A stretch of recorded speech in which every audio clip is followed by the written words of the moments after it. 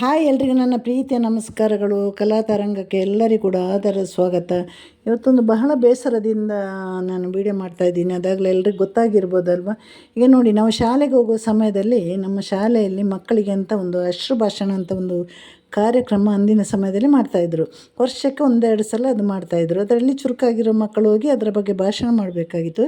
ಅದು ಯಾವ ರೀತಿಯ ಟಾಪಿಕ್ ಕೊಡ್ತಾಯಿದ್ರು ಅಂದರೆ, ಹಣ ಮೇಲೋ ಗುಣ ಮೇಲೋ, ಆಮೇಲೆ ಹಣ ಮೇಲೋ ವಿದ್ಯೆ ಮೇಲೋ, ಹಣ ಮೇಲೋ ಬುದ್ಧಿ ಮೇಲೋ, ವಿದ್ಯೆ ಮೇಲೋ ಬುದ್ಧಿ ಮೇಲೋ, ಯಾವುದಾದ್ರೂ ಒಂದು ಟಾಪಿಕ್ ಬಗ್ಗೆ ಮಕ್ಕಳು ಮಾತಾಡಬೇಕಾಗಿತ್ತು. ಅದರಲ್ಲಿ ನಾವೆಲ್ಲ ಹೋಗ್ತಾ ಇರಲಿಲ್ಲ. ಚುರುಕಾಗಿರೋ ಮಕ್ಕಳು ಹೋಗಿ ಭಾಷಣ ಮಾಡ್ತಾಯಿದ್ರು. ಕೊನೆಗೆ ಅದಕ್ಕೆ ಉತ್ತರ ಸಿಗ್ತಾಯಿತ್ತು. ನಾವೆಲ್ಲ ಓಟ್ ಹಾಕಬೇಕಾಗಿತ್ತು ಯಾವುದು ಮೇಲು ಅಂತ. ಆದರೆ ಕೊನೆಗೆ ತೀರ್ಪುಗಾರರಾದವರು ಅದಕ್ಕೆ ಉತ್ತರ ಕೊಡ್ತಾಯಿದ್ರು. ಹೆಚ್ಚಾಗಿ ಹಣ ಮೇಲೆ ಅಂತಲೇ ಬರ್ತಾಯಿತ್ತು ಮಾತ್ರ ಉತ್ತರಗಳೆಲ್ಲ. ಯಾವುದು ಮೇಲಿದ್ದರೂ ಈಗ ಹಣ ಇದ್ದರೆ ಏನನ್ನು ಕೂಡ ಸಾಧಿಸ್ಬೋದು, ಹಣ ಇದ್ದರೆ ಎಲ್ಲವೂ ಕೂಡ ನಡೀಬೋದು, ಎಲ್ಲವೂ ಕೂಡ ಅಂದಿನ ಸಮಯದಲ್ಲಾಗಲಿ ಇಂದಿನ ಸಮಯದಲ್ಲಿ ಕೂಡ ಇದೆ. ಆದರೆ ಖಂಡಿತವಾಗಿ ಕೆಲವರು ಹಣ ಮೇಲಾಗಿರ್ಬೋದು, ಆದರೆ ನಿಜವಾಗ್ಲೂ ಹಣದಿಂದ ಸಂತೋಷ ಸಮಾಧಾನ ಯಾವುದು ಕೂಡ ನಾವು ಕೊಂಡುಕೊಳ್ಳಿಕ್ಕಾಗೋದಿಲ್ಲ. ನಮ್ಮ ಜೀವನದಲ್ಲಿ ಅತಿಯಾಗಿ ಮೇಲೆ ಇರೋದಂದರೆ ನಮಗೆ ಮುಖ್ಯವಾಗಿ ಬೇಕಾಗಿರೋದು ಮನಸ್ಸಿನ ಸಮಾಧಾನ. ಅದಕ್ಕಿಂತ ದೊಡ್ಡದಾದ ಒಂದು ಆಸ್ತಿ ಯಾವುದಿಲ್ಲ. ಚಾಪೆ ಹಾಕಿದ್ರು ನಿದ್ದೆ ಬರ್ಬೋದು. ಶ್ರೀಜಾ ಆರ್ ಸರ್ ಇವತ್ತು ನೋಡಿ, ಈ ಕ್ಷಣಕಾಲದ ನೋವಿಗೆ ತಮ್ಮ ಜೀವವನ್ನೇ ತ್ಯಜಿಸಿಬಿಟ್ರಲ್ವ. ಹಾಗಾಗಿ ನೋಡಿ, ಕೆಲವೊಮ್ಮೆ ಯಾವ ಹಣನೂ ಕೂಡ ನಮಗೆ ಖಂಡಿತವಾಗಿ ಉಪಯೋಗಕ್ಕೆ ಬರುವುದೇ ಇಲ್ಲ. ಸಾವು ಗೆದ್ದಿತ್ತು, ಹಣ ಸೋತಿತ್ತು ಅನ್ನುವ ಹಾಗೆ ನೋಡಿ, ಇವರಿಗೆ ಸಮಸ್ಯೆ ಮುಗ್ದಿರ್ಬೋದು, ತಾತ್ಕಾಲಿಕ ಸಮಸ್ಯೆ. ಆದರೆ ಇವರ ಕುಟುಂಬಕ್ಕೆ ಹಾಗೂ ಇವರನ್ನು ಹಾಗೂ ಇವರು ಪ್ರೀತಿಸೋ ಒಂದು ಕುಟುಂಬಕ್ಕೆ ಇವಾಗ ದೊಡ್ಡ ಒಂದು ಸಮಸ್ಯೆ ಶುರುವಾಗಿದೆ. ಒಂದು ಕಡೆ ತಂದೆಯನ್ನು ಕಳೆದುಕೊಂಡ ನೋವು, ಇನ್ನೊಂದು ಕಡೆ ಪತಿಯನ್ನು ಕಳೆದುಕೊಂಡ ನೋವು. ಇನ್ನೂ ಅವರ ಸಮಸ್ಯೆ ಅಂದರೆ ಪ್ರತಿಯೊಂದು ಪ್ರಶ್ನೆಗಳಿಗೂ ಕೂಡ ಇವರು ಉತ್ತರ ನೀಡಬೇಕಾಗುತ್ತೆ ಇವರ ಕುಟುಂಬ. ಯಾಕೆಂದರೆ ಈ ಸಮಸ್ಯೆ ಇವರು ಕಾಲವಾಗಿದ್ದಾರೆ ಅಂದರೆ ಈ ಸಮಸ್ಯೆ ಖಂಡಿತವಾಗಿ ಬಗೆಹರಿಯೋದೇ ಇಲ್ಲ. ಯಾಕೆಂದರೆ ರೈಡ್ ಆದಾಗ ಅದಕ್ಕೆ ಪೂರ್ಣವಾದ ಎಲ್ಲ ಮಾಹಿತಿಗಳು ಅವರಿಗೆ ಬೇಕಾಗುತ್ತೆ. ಈ ನೋವಿನಲ್ಲಿರೋ ಕುಟುಂಬ ಕೂಡ ಈಗ ಒಂದು ಸಮಸ್ಯೆಗೆ, ಬಹುದೊಡ್ಡ ಸಮಸ್ಯೆಗೆ ಕೂಡ ಇಲ್ಲಿ ಸಿಕ್ಕಿ ಹಾಕಿಕೊಳ್ಳುವಂತಹ ಸಂಭವ ಇದೆ. ಇದನ್ನೆಲ್ಲ ನಮ್ಮ ಶ್ರೀಜಾ ಸರ್ ಖಂಡಿತವಾಗಿ ಇದನ್ನು ಯೋಚನೆ ಮಾಡಬೇಕಾಗಿತ್ತು. ಯಾಕೆಂದರೆ ಕ್ಷಣಕಾಲದ ಒಂದು ನೋವಿಗೆ ಅವರು ತಮ್ಮನ್ನೇ ತಾವು ಬಲಿ ಕೊಟ್ಟರು. ಇದು ಅವರು ಮಾಡಬಾರ್ದಿತ್ತು, ಖಂಡಿತ ಮಾಡಬಾರ್ದಿತ್ತು. ಅವರು ಯೋಚನೆ ಮಾಡದೆ ಮಾಡಿದ್ದಾರೆ ಇಂಥ ಕೃತ್ಯವನ್ನು. ಒಂದು ಪುಟ್ಟ ಕಥೆ ಹೇಳ್ತೀನಿ ನಾನು. ಒಬ್ಬ ಕಲಾವಿದ ಇದ್ರಂತೆ. ತುಂಬ ಚೆನ್ನಾಗಿ ಚಿತ್ರ ಬಿಡಿಸ್ತಾಯಿದ್ರು. ಎಲ್ಲ ಕಲಾವಿದರಿಗಿಂತಲೂ ತುಂಬ ಚೆನ್ನಾಗಿ ಚಿತ್ರ ಬಿಡಿಸೋದಕ್ಕೆ ಬಣ್ಣ ಬಣ್ಣದ ಕುಂಚ ಕೊಟ್ಟು ಅದು ಇನ್ನೇನೋ ತುಂಬ ತಾಳ್ಮೆಯಿಂದ ಚಿತ್ರವನ್ನು ಬಿಡಿಸಿ ಅದಕ್ಕೆ ಬೇಕಾದ ರೀತಿಯಲ್ಲಿ ಬಣ್ಣವನ್ನು ಕೊಟ್ಟು ಅದು ಬಹಳ ಆಕರ್ಷಣೆ ಇತ್ತಂತೆ ಅದು. ಆದರೆ ಕೊನೆಯಲ್ಲಿ ಅವರೆಲ್ಲ ತಾಳ್ಮೆ ತಪ್ಪಿದ್ರು, ತೆಗೆದವರೆಲ್ಲ ಕಪ್ಪು ಬಣ್ಣ ಹೊಜ್ಜಿದ್ರಂತೆ. ಅಂದರೆ ಎಲ್ಲ ಬಣ್ಣವೂ ಮಸಿನೋಗಿತ್ತು ಅಂತ. ಅದನ್ನೇ ಮಾಡಿದರು ನಮ್ಮ ಶ್ರೀಜಾ ಆರ್ ಸರ್ ಕೂಡ. ಇಷ್ಟು ದಿನ ಅವರು ಶ್ರಮ ವಹಿಸಿ, ಶ್ರದ್ಧೆ ವಹಿಸಿ, ಅವರು ಕಷ್ಟಪಟ್ಟು ದುಡಿದು ಇಂಥ ಒಂದು ಉದ್ಯಮವನ್ನು ವಿಸ್ತಾರಗೊಳಿಸಿ ಬಹುದೊಡ್ಡ ಹೆಸರು ಗಳಿಸಿ, ಅವರ ಸುತ್ತಮುತ್ತ ಇರುವವರೆಲ್ಲ ಬಹಳ ರಾಜಕೀಯ ವ್ಯಕ್ತಿಗಳು, ಸಿನಿಮಾ ರಂಗಕ್ಕೆ ಸಂಬಂಧಪಟ್ಟ ವ್ಯಕ್ತಿಗಳು, ಹಾಗೆ ಉದ್ಯಮಿಗಳು ಮತ್ತು ಸಾಧಾರಣ ಜನಗಳು, ಅವರ ಒಂದು ದೊಡ್ಡ ಬಳಗನೇ ಇದೆ. ಹಾಗೆ ಅವರ ಎಲ್ಲರನ್ನು ಬಿಟ್ಟು ಇವತ್ತು ಅವರು ತಮ್ಮ ಜೀವವನ್ನು ತನ್ನನ್ನು ತಾನೇ ಕೊಲೆಗೈದು ಅವರ ಜೀವನವನ್ನು ಮುಗಿಸಿದ್ದಾರೆ. ಹಾಗೆ ಅವರ ಒಂದು ಪ್ರೀತಿಯ ಕುಟುಂಬವನ್ನು ಕೂಡ ಅಗಲಿರೋದು, ಇದು ಬಹಳ ಒಂದು ಅನ್ಯಾಯದ ವಿಷಯ. ಇದು ಅವರು ಎಷ್ಟೊಂದು ಜನರಿಗೆ ಮೋಟಿವೇಶನ್ ಕೊಡ್ತಾ ಇದ್ದಿದ್ದಂತಹ ಮನುಷ್ಯ ಅಲ್ವಾ. ಇವರು ಯಾವಾಗಲೂ ಹೇಳ್ತಾಯಿದ್ರು, ನಾನು ಈ ಒಂದು ರಿಯಲ್ ಎಸ್ಟೇಟ್ ಅನ್ನೋ ಒಂದು ಉದ್ಯಮಕ್ಕೆ ತಾನಾಗಿ ಬರಲಿಲ್ಲ. ನನ್ನ ಕನಸೇ ಇದಾಗಿತ್ತು. ಅವರು MBA ಕೂಡ ಓದಿದ್ದಾರೆ, ಅದಕ್ಕಿಂತ ಜಾಸ್ತಿನೂ. ಮತ್ತು ಅವರು ಡಿಗ್ರಿಗಳನ್ನೆಲ್ಲ ಮಾಡಿದ್ದಾರೆ, PhD ಎಲ್ಲ ಮಾಡಿದ್ದಾರೆ. ಆದರೆ ನಾನು ತಾನಾಗಿ ಬಂದಿದ್ದಲ್ಲ, ನನ್ನ ಕನಸೇ ಇದಾಗಿತ್ತು. ನನ್ನ ಕನಸನ್ನು ಇಟ್ಕೊಂಡೆ ನಾನು ಬಂದಿದ್ದಕ್ಕೆ ನನ್ನ ಎಲ್ಲ ಕನಸುಗಳು ಕೂಡ ಹಾಗಾಗಿ ನನಗೆ ಈ ಉದ್ಯಮದಲ್ಲಿ ಯಾವುದೇ ನೋವಿಲ್ಲ, ಯಾವುದೇ ಬೇಸರ ಇಲ್ಲ. ನಾನು ಒಂದೊಂದು ದಿನವನ್ನು ಕೂಡ ಬಹಳ ಎಂಜಾಯ್ ಮಾಡಿ ಕಳೆದಿದ್ದೇನೆ. ಒಂದೊಂದು ಕ್ಷಣವನ್ನು, ಒಂದೊಂದು ಸೆಕೆಂಡನ್ನು ಕೂಡ ಬಹಳ ಎಂಜಾಯ್ ಮಾಡಿ ಕಳೆದ ವ್ಯಕ್ತಿ. ನನಗೆ ಸಾವು ಪಕ್ಕದಲ್ಲಿ ಕೂತು ನನಗೆ ಭಯ ಇಲ್ಲ, ಬೇಸರ ಇಲ್ಲ, ನಾನು ಎಂಜಾಯ್ ಮಾಡ್ತಾ ಇರ್ತೀನಿ ಅನ್ನೋ ಮನುಷ್ಯ ಈ ರೀತಿ ಒಂದು ಸಣ್ಣ ನಿರ್ಧಾರ ಅವ್ರದ್ದು ವಿಷಯಗಳೇನಾಗಿತ್ತು ನಮ್ಗೆ ಗೊತ್ತಿಲ್ಲ, ಆದರೆ ದಿಢೀರನೇ ಅವರೊಂದು ಮಾಡಿದಂತಹ ಒಂದು ಕೆಲಸ ಇದು. ಅವರು ಹಿಂದೂ ನೋಡಲಿಲ್ಲ, ಮುಂದೆ ನೋಡಲಿಲ್ಲ. ಯಾಕೆಂದರೆ ಅವರು ಹೇಳ್ತಾಯಿದ್ರು, ನನಗೆ ಜೀವನದಲ್ಲಿ ನೋವು ಎಂಬುದೇ ಇರಲಿಲ್ಲ, ಸಮಾಧಾನ ಎಂಬುದೇ ಇರಲಿಲ್ಲ. ನೋಡಿ ಎಲ್ಲೇ ತಪ್ಪಾಗಿರೋದು. ಜೀವನದಲ್ಲಿ ನೋವು ಇದ್ದವರು, ಪದೇ ಪದೇ ನೋವು ಸಿಕ್ಕಿದವರು ಇನ್ನೆಂಥದೇ ನೋವಿಗೆ ಅವರು ರೆಡಿಯಾಗಿರ್ತಾರೆ. ಜೀವನದಲ್ಲಿ ನೋವನ್ನೇ ಪಡೆದ ಒಂದು ಅತಿ ಶ್ರೀಮಂತ ಉದ್ಯಮಿ ಎಲ್ಲ ಅವರು ಇಷ್ಟು ದೊಡ್ಡ ಬಳಗ ಇದೆ ಅಲ್ವಾ, ಅವರ ಸುತ್ತಮುತ್ತ ಒಂದು ದೊಡ್ಡ ಬಳಗ, ಇಡೀ ಅಂತಾರಾಷ್ಟ್ರೀಯ ಮಟ್ಟಿಗೆ ಗುರುತಿಸಿಕೊಂಡ ವ್ಯಕ್ತಿಗೆ ಎಲ್ಲೋ ಈ ಪದೇ ಪದೇ ರೈಡ್ ಆದಾಗ ಅವಮಾನ ಆಗ್ತಾ ಇರ್ಬೋದು. ಅದನ್ನು ಸಹಿಸುವ ಶಕ್ತಿ ಇರಲಿಲ್ವೇನೋ. ಯಾಕಂದರೆ ಪದೇ ಪದೇ ಅವರಿಗೆ ನೋವು ಸಿಕ್ಕಿದಿದ್ರೆ ಇದನ್ನು ಕೂಡ ಅವರು ಸಹಿಸ್ತಾ ಇದ್ದರು. ಆದರೆ ಈ ರೈಡ್ ಅನ್ನೋದು, IT ರೈಡ್ ಅನ್ನೋದು ಇದು ಹಿಂದೆ ಈಗ ಬಂದ ಒಂದು ವಿಷಯ ಅಲ್ಲ, ಇದು ಹಿಂದಿನಿಂದಲೇ ಇತ್ತು. ಆವಾಗ ನೋಡಿ ಈ TV ಮಾಧ್ಯಮಗಳು ಮತ್ತು ಈ ಸಾಮಾಜಿಕ ಜಾಲತಾಣಗಳು ಇರಲಿಲ್ಲ. ಇವತ್ತು ಅವರಿಗೆ ನೇಮ್ ಫೇಮ್ ಎಲ್ಲ ಇದೆ. ಏನಾದರೂ ಒಂದು ಸಣ್ಣ ಕಪ್ಪು ಚುಕ್ಕೆ ಬಂದರೂ ಕೂಡ ಕ್ಷಣ ಮಾತ್ರದಲ್ಲಿ ಅದು ಇಡೀ ರಾಷ್ಟ್ರೀಯ ಮಟ್ಟಕ್ಕೆ ವೈರಲ್ ಆಗುತ್ತೆ. ಅವರಿಗೆ ಅವರ ಒಂದು ಇಡೀ ಒಂದು ಈ ಉದ್ಯಮಕ್ಕೆ ಕೂಡ ಒಂದು ಕಪ್ಪು ಮಸಿ ಬಳಿದಂತಾಗುತ್ತೆ. ಹಾಗಾಗಿ ಅವರಿಗೆ ಅದಕ್ಕೆ ಅಥವಾ IT ಅವರಿಗೆ ಉತ್ತರ ಕೊಡಲಿಕ್ಕೆ ಸಾಧ್ಯವಾಗಲಿಲ್ವೋ ಏನದು ಕೊನೆಯ ವಿಷಯ ಏನು ಅಂತ ಅವರಿಗೆ ಅಷ್ಟೇ ಗೊತ್ತು. ಯಾಕಂದರೆ ಈ ಉದ್ಯಮಿಗಳೆಲ್ಲ ಏನು ಮಾಡ್ತಾರೆ ಅಂದರೆ ಸ್ವಲ್ಪ ತೆರಿಗೆ ವಂಚನೆ ಎಲ್ಲ ಮಾಡ್ತಾರೆ. ಹಾಗೆ ಮಾಡಿ ಮಾಡಿ ಮಾಡಿ, ಯಾಕಂದರೆ ಅವ್ರು ತೆರಿಗೆ ಕಟ್ಟಬೇಕಂದ್ರೆ ಬಹಳಷ್ಟು ಕಟ್ಟಬೇಕಾಗುತ್ತೆ. ಹಾಗೆ ತೆರಿಗೆ ವಂಚನೆ ಮಾಡಿದ್ದಾರೆ ಏನೋ ಗೊತ್ತಿಲ್ಲ, ಹೆಚ್ಚಿನ ಉದ್ಯಮಿಗಳು ಅದನ್ನು ಮಾಡ್ತಾರೆ. ಹಾಗಾಗಿ ಇವಾಗ ಎಲೆಕ್ಷನ್ ಬಂತು, ಇದರಲ್ಲಿ ರಾಜಕೀಯ ವಿಷಯಗಳು ಕೂಡ ಓಡಾಡ್ತಾ ಇರ್ಬೋದು. ಹಾಗಾಗಿ ಅವರನ್ನು ರೈಡ್ ಮಾಡಿದಾಗ ಇವರು ತೆರಿಗೆ ವಂಚನೆ ಮಾಡಿದ್ದು ಬಯಲಿಗೆ ಬರುತ್ತೆ ಅನ್ನುವ ಬೇಜಾರಿತ್ತೆ ಏನೋ ಗೊತ್ತಿಲ್ಲ. ಒಟ್ಟಲ್ಲಿ ಅವರ ಎದೆ ಮೇಲೆ ಗುಂಡು ಹಾರಿಸಿ ಅವರವರ ಪ್ರಾಣವನ್ನು ತೆಗೆದರು. ಅವರು ಹೇಳಿದಂತಾಯಿತು, ನನಗೆ ಸಾವು ಅಂದಾಗ ಭಯ ಇಲ್ಲ, ವಿಮಾನ ಈಗ ಬ್ಲಾಸ್ಟ್ ಆಗುತ್ತೆ ಅಂದರೆ ಗೊತ್ತಾದರೂ ನಾನು ಕುಣಿದು ಕುಪ್ಪಳಿಸ್ತಾ ಇರ್ತೀನಿ ಅಂತ ಹೇಳಿದ ಧೈರ್ಯವಂತ ಮನುಷ್ಯ. ಬಹುಶಃ ಅವರ ಕಡೆಯಿಂದ ಏನಾದರೂ ಒಂದು ತಪ್ಪು ಇರ್ಬೋದು, ಅಥವಾ ಈ ಪದೇ ಪದೇ ಈ ಥರ ಎಲ್ಲರ ವರ್ಕರ್ಸ್ ಮುಂದೆ ಈ ಥರ ದಾಳಿ ಆದಾಗ ಅವರಿಗೆ ಅವಮಾನ ಆಗಿರ್ಬೋದು, ಕುಟುಂಬದ ಮುಂದೆ ಅವಮಾನ ಆಗಿರ್ಬೋದು, ಸಮಾಜದ ಮುಂದೆ ಅವಮಾನ ಆಗಿರ್ಬೋದು. ವಿಷಯ ಏನು ಅಂತ ನಮ್ಗೆ ಗೊತ್ತಿಲ್ಲ. ಇಂದು ನಾಳೆ ಅಂತೂ ವಿಷಯಗಳಂತೂ ಖಂಡಿತವಾಗಿ ಹೊರಗಡೆ ಬಂದೇ ಬರುತ್ತೆ. ಅವರು ಚೇರಲ್ಲಿ ಕೂತು ಗುಂಡು ಹಾರಿಸುವಾಗ ನಾನು ಒಂದೇ ಕೇಳಿದವರು, ಅವರಿಗೆ ಕುಟುಂಬದ ಬಗ್ಗೆ ನೆನಪಾಗಿಲ್ವಾ? ಅವರ ಕೈ ಕೆಳಗಡೆ ಅವರನ್ನೇ ನಂಬಿಕೆ ಕೆಲಸ ಮಾಡುತ್ತಿರುವವರ ಕುಟುಂಬದ ಬಗ್ಗೆ ನೆನಪಾಗಿಲ್ವಾ? ಅವರು ಕ್ರಿಸ್ಮಸ್ಸು ಇನ್ನು ಕೆಲವು ಹಬ್ಬಕ್ಕೆಲ್ಲ ಅನಾಥ ಮಕ್ಕಳಿಗೆ ಊಟ ಕೊಡ್ತಾಯಿದ್ರು, ಅದನ್ನು ನೆನಪು ಮಾಡಿಲ್ಲ ಅವರು. ಅನಂತರಲ್ಲಿ ರಿಯಾಲಿಟಿ ಶೋ ಅಲ್ಲಿ ಕೊನೆಗೆ ಗೆಲ್ಲೋದಂತ ಬಡವರ ಮಕ್ಕಳೇ ಅಲ್ವಾ? ಆ ಬಡವರ ಮಕ್ಕಳಿಗೂ ಅವರು ನೆನಪಾಗಿಲ್ಲ ಅಲ್ವಾ? ಇವರಿಷ್ಟು ಇಲ್ಲಿ ಇವತ್ತೆಲ್ಲರಿಗೂ ನಮ್ಮಂಥವರಿಗೆಲ್ಲ ಇವರು ಎಷ್ಟು ಗೊತ್ತಾಗಲಿಕ್ಕೆ ಕಾರಣ ರಿಯಾಲಿಟಿ ಶೋಗೆ ಅವರು ಸ್ಪಾನ್ಸರ್ ಮಾಡ್ತಾ ಇದ್ದಂತಹ ಒಂದು ಮನೆಗಳಾಗಲಿ, ಇನ್ನು ಹಣ ಆಗಲಿ, ಪ್ರೈಸಸ್ ಆಗಲಿ, ಅದು ಬಹಳ ದೊಡ್ಡ ಮೊತ್ತದಾಗಿತ್ತು. ಈಗ ನಾನು ಕನ್ನಡದಲ್ಲಿ ಆಮೇಲೆ ನೋಡಿದ್ದು, ಮಲಯಾಳಮಲ್ಲಿ ಇವರನ್ನು ಐಡಿಯಾ ಸ್ಟಾರ್ ಸಿಂಗರ್, ಆಮೇಲೆ ಬಿಗ್ ಬಾಸ್, ಕೆಲವು ರಿಯಾಲಿಟಿ ಶೋಗೆಲ್ಲ ಇವರು ಒಳ್ಳೊಳ್ಳೆ ಮನೆಗಳನ್ನೇ ಇವರು ಸ್ಪಾನ್ಸರ್ ಮಾಡಿದ್ದಾರೆ. ಹಾಗೆ ತಮಿಳು ಶೋದಲ್ಲಿ, ಕನ್ನಡ ಶೋದಲ್ಲಿ ಅಂತೂ ಎಲ್ರಿಗೂ ಗೊತ್ತು. ಹಾಗೆ ಬಹಳಷ್ಟು ಇವರು ಸಹಾಯವನ್ನು ಮಾಡಿದ್ದಾರೆ. ಹಾಗೆ ಈಗ ಫಸ್ಟ್ ಬರಬೇಕಾದವರು ರಿಯಾಲಿಟಿ ಶೋ ಅಲ್ಲಿ ಸೆಕೆಂಡ್ ಬಂದರೆ ಅದು ಅವರು TV ಚಾನಲ್ಗೆ ಗೊತ್ತಿಲ್ಲದ ಹಾಗೆ, ಅವರಿಗೆ ಭಯ ಇರಲಿಲ್ಲ, ಆದರೂ ಅವ್ರಿಗೆ ಗೊತ್ತಿಲ್ಲದ ಹಾಗೆ ಅವರಿಗೆ 10 ಲಕ್ಷ 15 ಲಕ್ಷ ಆಗಿ ವಿತರಣೆ ಮಾಡಿದ ವ್ಯಕ್ತಿ ಕೂಡ ಬಹಳ ಒಂದು ಸಾಮಾನ್ಯರಲ್ಲಿ ಸಾಮಾನ್ಯವಾಗಿರುವಂಥ ವ್ಯಕ್ತಿ.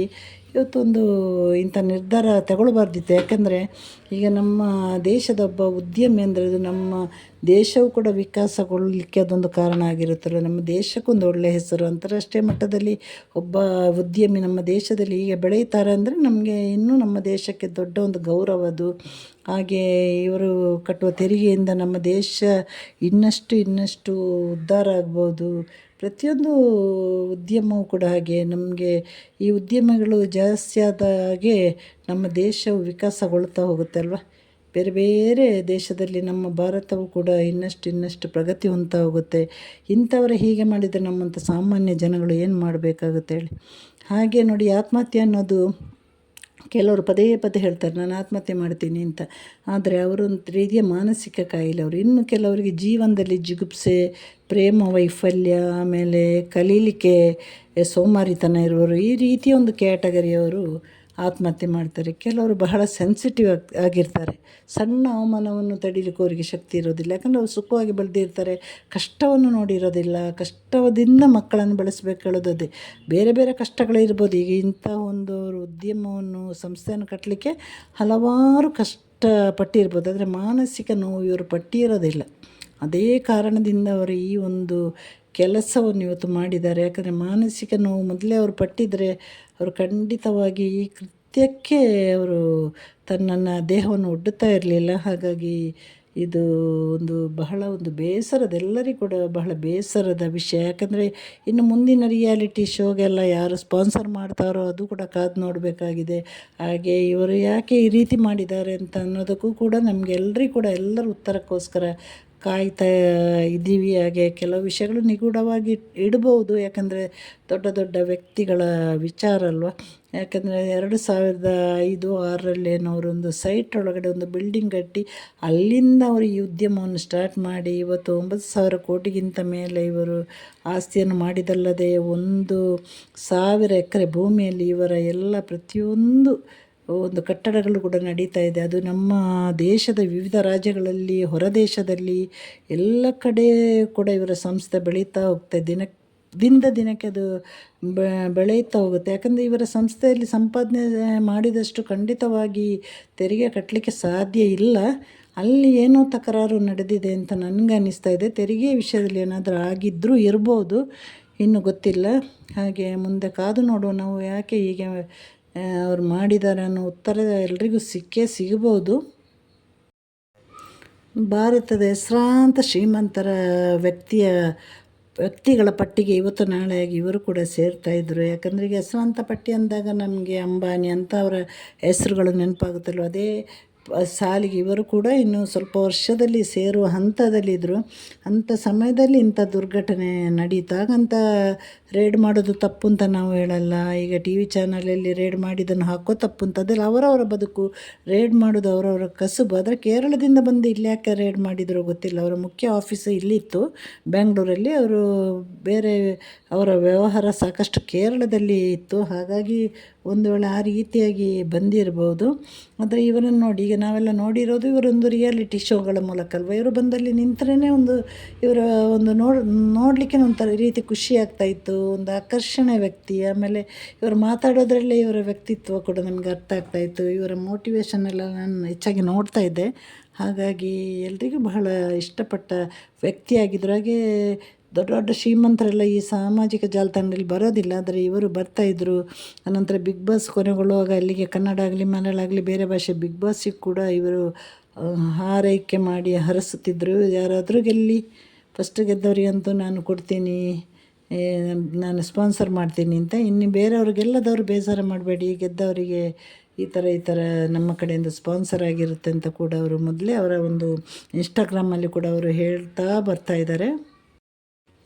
ಇವರ ಒಂದು ಒಳ್ಳೆಯ ಜೀವನ, ಅಂದರೆ ಆ ಜೀವನವನ್ನು ಎಷ್ಟು ದಿನ ಅವರು ಇದ್ದರೂ ಅಷ್ಟು ಒಳ್ಳೆಯ ಜೀವನವನ್ನು ನಡೆಸಿದ್ದಾರೆ. ಇವರಿಗೆ ಕಾರುಗಳು ಬಹಳ ಇಷ್ಟ ಅಂತ. ಆದರೆ ಬೇರೆ ಬೇರೆ ಬೇರೆ ಬೇರೆ ರೀತಿಯ ಲಕ್ಷಾಂತರ ಕೋಟ್ಯಾಂತರ ಬೆಲೆ ಬಾಳುವ ಕಾರ್ ಇದೆ, ಎಲ್ಲವೂ ಇದೆ. ಹೋಟೆಲ್ ಉದ್ಯಮ ಇತ್ತು, ಇನ್ನಿತರ ಉದ್ಯಮಗಳೆಲ್ಲ ಇದೆ. ಯಾಕಂದರೆ ಸಾಕಷ್ಟು ಕೋಟಿಗಳು ಅವ್ರ ಹತ್ರ ಇತ್ತು. ಯಾವುದೇ ಸಾಲ ಇರಲಿಲ್ಲ. ಇವರು ಸಾಲ ಕೊಟ್ಟಿದ್ದಾರೆ ಹೊರತು ಸಾಲ ಪಡೆದಿದ್ದಂತೂ ಇಲ್ಲ. ನನಗೆ ಮೋಸ್ಟ್ಲಿ ತೆರಿಗೆದೇನಾದರೂ ಇರ್ಬೋದು ಅಂತ ಎಲ್ಲರಿಗೂ ಕೂಡ ಅದೇ ಡೌಟ್. ಯಾಕಂದರೆ ತಪ್ಪುಗಳು ಮಾಡದವರು ಯಾರಿದ್ದಾರೆ, ಎಲ್ಲರೂ ತಪ್ಪುಗಳು ಮಾಡ್ತಾರೆ. ಅದಕ್ಕೆ ಸರಿಯಾದ ಪರಿಹಾರ ಇರುತ್ತೆ. ಇವರ ಬಳಗನೂ ದೊಡ್ಡದಿತ್ತು, ಯಾರೆಲ್ಲಾದರೂ ಇವರು ಅದನ್ನು ಹಂಚಿಕೊಳ್ಬೋದಾಗಿತ್ತು. ಆ ಸಮಯದಲ್ಲಿ ಅವರು ಸ್ವಲ್ಪ ರಿಲ್ಯಾಕ್ಸ್ ಮಾಡ್ಬೋದಿತ್ತು. ಬಹುಶಃ ಅವರ ಕುಟುಂಬ ಇಲ್ಲಿದ್ದಿದ್ರೆ ಅವರು ಉಳಿತಿದ್ರೇನೋ ಅದು ಗೊತ್ತಿಲ್ಲ.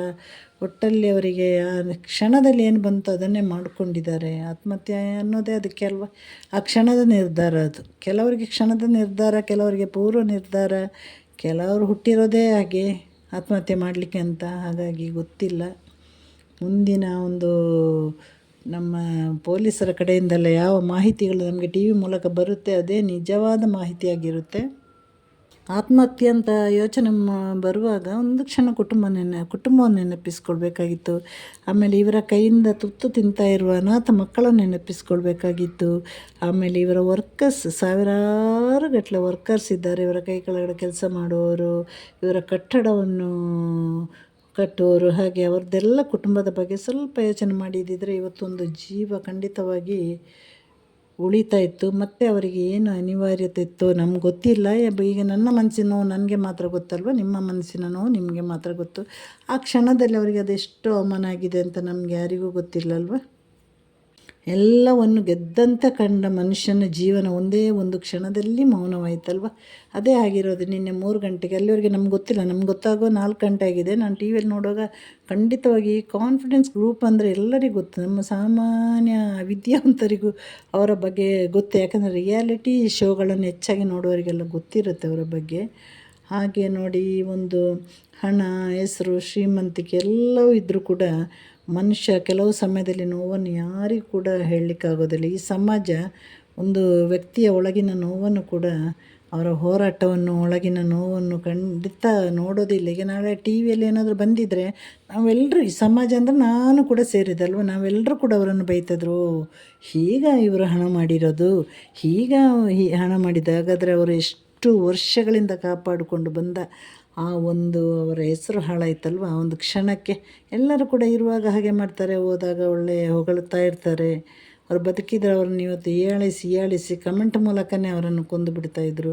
ಹಾಗಾಗಿ ಎಲ್ಲ ನಡೆಯೋ ಮೊದಲೇ ಅವರು ಇಲ್ಲಿಂದ ಪರಾರಿಯಾದರು. ಇದು ಎಲ್ಲ ಶ್ರೀಮಂತರಿಗೂ ಬಡವರಿಗೂ ಹಾಗೂ ಈ ಒಂದು ಸಮಾಜಕ್ಕೆ ಬಹಳ ದೊಡ್ಡ ಎಚ್ಚರಿಕೆ.